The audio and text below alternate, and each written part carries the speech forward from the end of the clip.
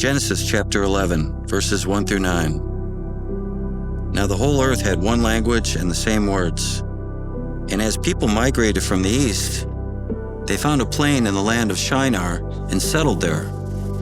And they said to one another, "Come, let us make bricks and burn them thoroughly."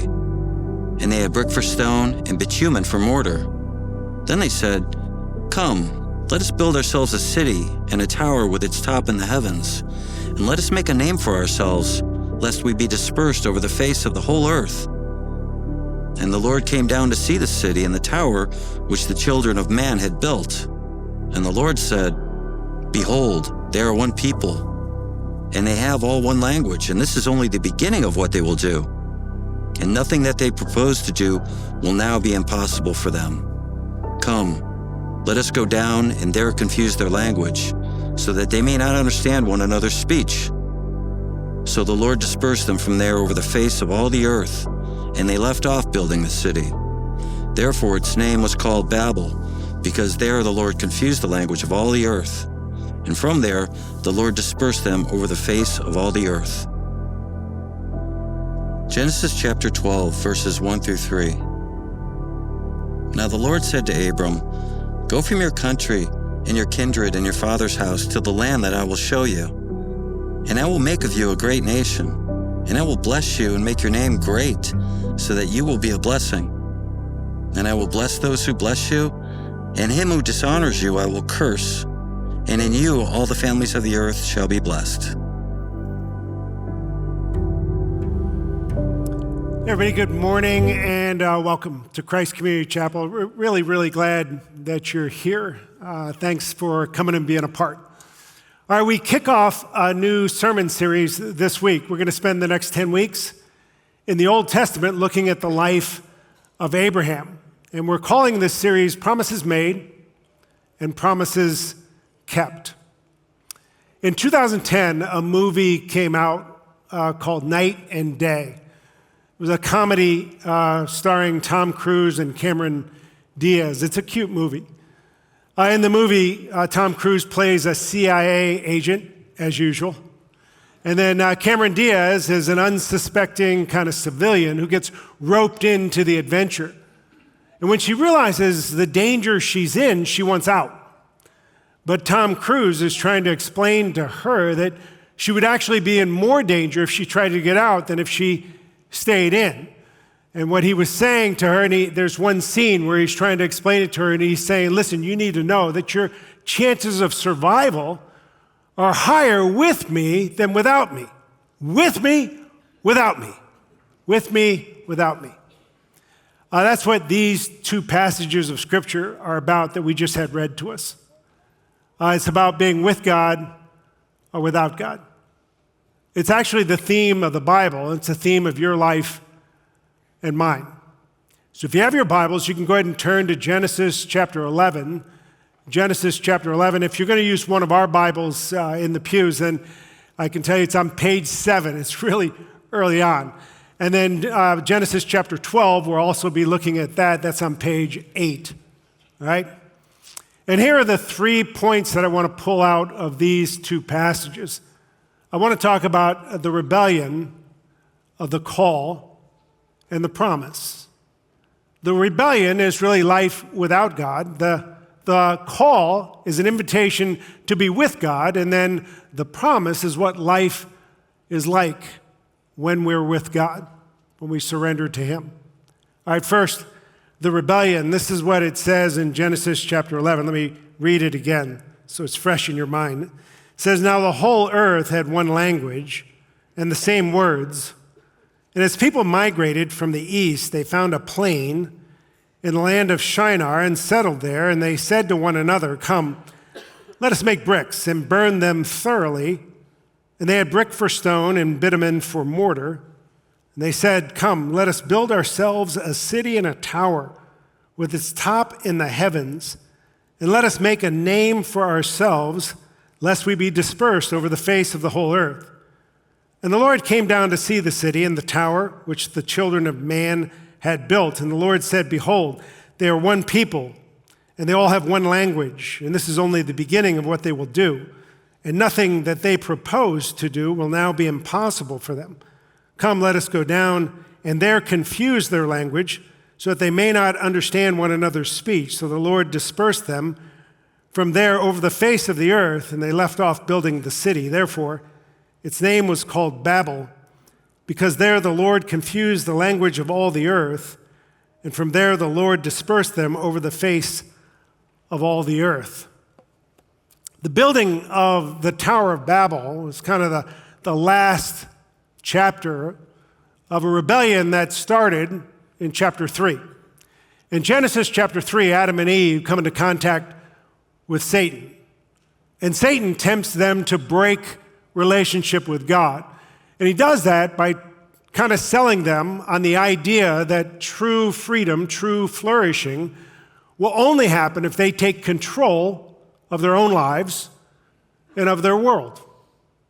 And so Adam and Eve, they buy into that lie, they break away from God, and they take control of their own lives and of their world. And then chapter 3 to chapter 11 is kind of chronicling the slow spiral into darkness, into greater and greater oppression, greater and greater corruption, greater and greater violence, deeper and deeper brokenness. There's a law in physics that is commonly referred to as the law of entropy. And the law of entropy is basically that things in the physical universe go from order to disorder, that everything disintegrates over time unless there's an intervention. I used to do marriage seminars, and sometimes I would use a cup of coffee. I'd have a cup of coffee up here, and I would tell the couples, when I poured the coffee in there 40 minutes ago, it was hot. Now it's cold. That's the law of entropy. It's not just for the physical world, it's for our relationships, that over time, relationships grow cold. And that's why married couples who have a good marriage talk about working on their marriage. What they're saying is we add energy back into the system, otherwise it will slowly deteriorate over time. The law of entropy is a law that cuts across physically, emotionally, spiritually. And what we see in chapter 11, or chapters 3 through 11, is the further people get away from God, the more the civilization disintegrates, so God decides to intervene. And he does so by confusing their language, and that stops the project. And the reason that stops the project is because if the language is confused, you ask your buddy for a hammer, and he looks at you all of a sudden confused and hands you a washcloth, you're not going to get much done. Right? And that's what happens. And then the people find other people that understand them, they understand, they form little tribes, and they disperse throughout the earth. It's a weird story for a number of reasons. But one of the reasons is that it seems like God is kind of threatened by the idea of human beings forming a civilization and leaving him out. I don't think that's the case. I don't think God was threatened. There's an author named William Golding who wrote a book in 1954 that became a classic. The title is Lord of the Flies. You might have read it when you were a student. The story is about some school-age boys who get on a deserted island. They're shipwrecked on a deserted island with no adults. And the story is really how things just devolve into greater and greater darkness, greater and greater violence, greater and greater brokenness. And at the end of the book, there's a rescue. A ship comes and rescues the boys, and you kind of realize that if there had not been a rescue, then there was no end, no bottom to the violence and the darkness that was going to happen. That's what God's doing. God is initiating a rescue because there is this slow devolving into greater and greater corruption, greater and greater violence. And he begins this rescue with a man named Abram. And that brings me to the second point, which is the call. So into the darkness, into this spiral into confusion of a world that is moving away from him, God speaks, and this is what God says.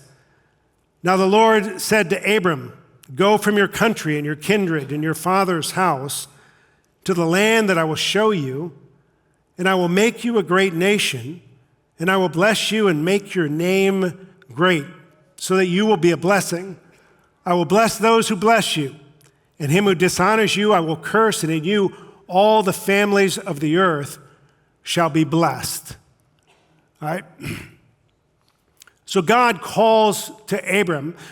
Now, I call him Abram. Later on, his name will be changed to Abraham. In chapter 17, God changes it. Abram means father. Abraham means father of many. And that's a promise made and a promise kept that we'll cover in a few weeks. But Abram is actually introduced at the end of chapter 11. His father's name is Terah, which means moon. And his family comes from a place called Ur of Chaldea, which is a center of lunar worship. So Abraham belongs to a family that worships the moon. They're idol worshipers, and God calls to Abraham. All right, there are three things that I want to point out about the call of God. First, God initiates the call. God initiates the call. The call of God always changes you, and responding to the call of God will always involve surrender. All right, first, God initiates the call. All right, there is nothing about Abraham that is particularly impressive or outstanding. You know, his family worships the moon, and his dad was named after that god. There is nothing in Abraham's life that makes you think that he is special. You know, there's a commercial that's running right now. It's about financial planners. And a woman is in a doctor's office, and she's becoming increasingly alarmed at the doctor's cavalier attitude and his obvious lack of medical knowledge. And finally, she says to him, "Are you even an orthopedist?" And he looks up and he says, "No, I'm a Sagittarius," right? And the point of the commercial is, don't trust your money to somebody who's not qualified, right? That's the exact opposite of the call of God. God never calls somebody because he needs them, because they are so qualified that he wants them to be a part of what he's doing. If you're here, that means that God has called you or is calling you, whether you realize it or not. And God has initiated that call. It's much more like when I was a kid and we'd go out in the schoolyard for recess, and we were going to play kickball or football, whatever. The two best athletes would be captains, and then they would begin to pick their team, and they would pick the next best person each time until everybody was picked. And there would always be a couple of kids that were never picked. It's much more like God being a captain and looking at the kids that were never picked and saying, "I choose you. I pick you. I will carry this team. I don't need you on this team." Listen, you are here because God initiated a call to you, not because you're particularly qualified, but because he says, "I want you. I call you." That's the first thing.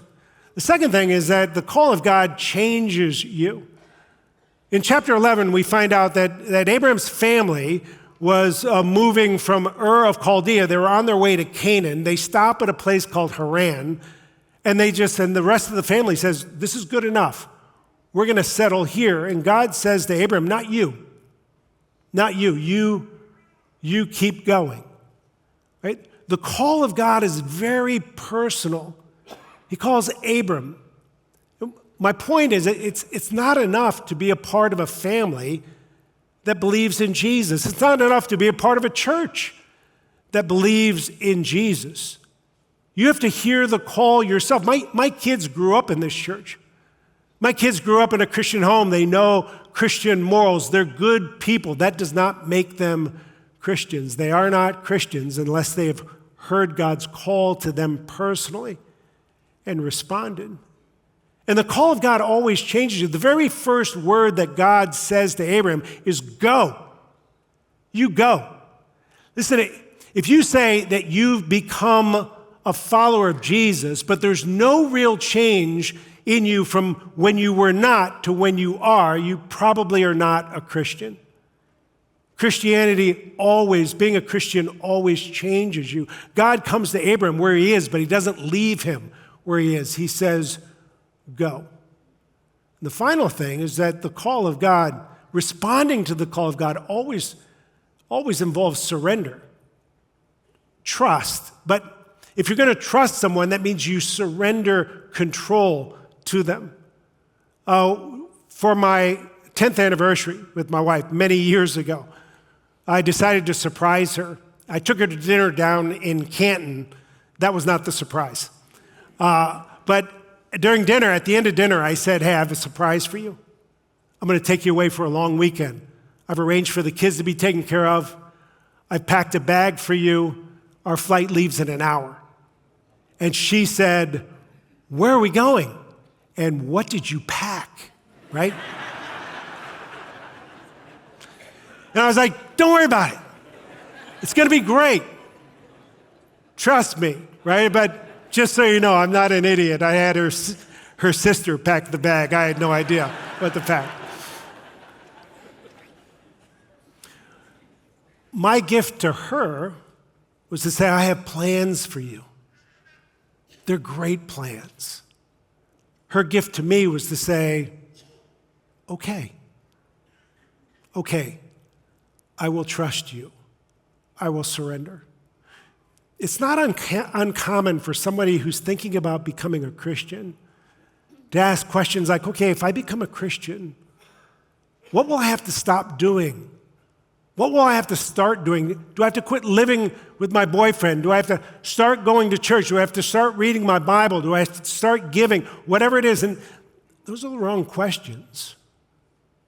Because God is saying, I'm calling you. It's like he's reaching out his hand and he's saying, I want you to trust me. To really follow Jesus means to say to Jesus, okay. Whatever you want me to do, I'm in. Whatever you want me to stop doing, I'm in. I surrender to you. And Jesus, then of course, says, I have great plans for you. And that brings me to my third point, which is the promise. This is what God says to Abraham. Now the Lord said to Abram, go from your country and your kindred and your father's house to the land I will show you, and I will make of you a great nation. Then I will bless you and make your name great, so that you will be a blessing. I will bless those who bless you, and him who dishonors you I will curse, and in you all the families of the earth shall be blessed. God says, Abraham, if you will hear my call, if you will respond, if you will surrender to me, this is my promise to you. I will make your name great. It's interesting to me that, in this story, the Tower of Babel is about a group of people that get together and they say, let's make a name for ourselves. What they're saying is, let's make our name great. We don't know a single one of their names. No one does. But everybody knows Abraham. Every Jewish person knows Abraham. Every Muslim knows Abraham. Every Christian knows the name Abraham. Because God said to Abram, if you will trust me, surrender to me, I will make your name great. But in the Bible, he's not only saying I'm going to make your name famous or renowned. In the Bible, whenever it talks about name, it's talking about character, Like when it says, the name of the Lord shall be praised, that's talking about the strength of his character. What God was telling Abram is this: if you trust me, surrender to me, then I will make you the very best version of yourself. And the very best version of you will be a blessing to the people around you and to the whole world. And then in Matthew chapter 1, verse 1, this is the way it begins. The book of the genealogy of Jesus Christ, the son of David, the son of Abraham. God uses Abraham to bring Jesus to the whole world. That's the blessing. Do you see? Do you see the same invitation God makes to each one of us, to you and to me? God says, on that continuum of you being in control of your life and you surrendering to me, the closer you get to surrendering to me, the better version of yourself, I will make your name great. And the best version of you will be a blessing to everyone around you, but can also be a blessing to the whole world. Henry David Thoreau has a famous quote. The famous quote is, "The mass of men live lives of quiet desperation." What he's saying is that the vast majority of humanity have no idea, no purpose. And that is just not true if you are a follower of Jesus. It's not true if you are part of this church.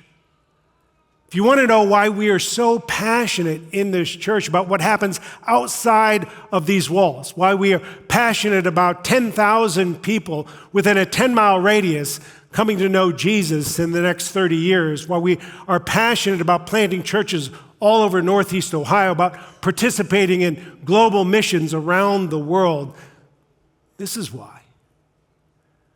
Because we are a people that want to be passionate about moving on that continuum. I want to trust God. I want you to trust God more this week than you did last week, to surrender more next week than you did this week. And each time we take a step to that side of the continuum, we become a better version of ourselves. And the very best version of you will be a blessing to everyone you're sitting around, will be a blessing to your family, but will also be a blessing to the whole world, because God will use you, use us, to bring Jesus to the world. Do you see? With God, without God. With him, without him. That's the promise God makes to you. With me, I will make your name great. And I will make you a blessing to all the world. Promises made, promises kept. Would you pray with me? Father in heaven, thank you that you did not just allow us on a free fall into darkness and just decay, but instead you decided to intervene, to rescue us. And you did it by bringing Jesus into the world, but you also did it by calling us to yourself, initiating a call. I pray for every person here. I pray for those who are hearing the call for the first time, that this could be the day that they surrender and say, I want to be with you, not without you. And for those of us that know you, I pray that this would be a day where we'll take a step closer to you, surrender more to you, so you can fulfill your promise to us, to make our name great, to make us a blessing, that the whole world may be blessed through us. Thank you. Thanks for your grace. Thanks for Jesus. We pray this in his name. Amen.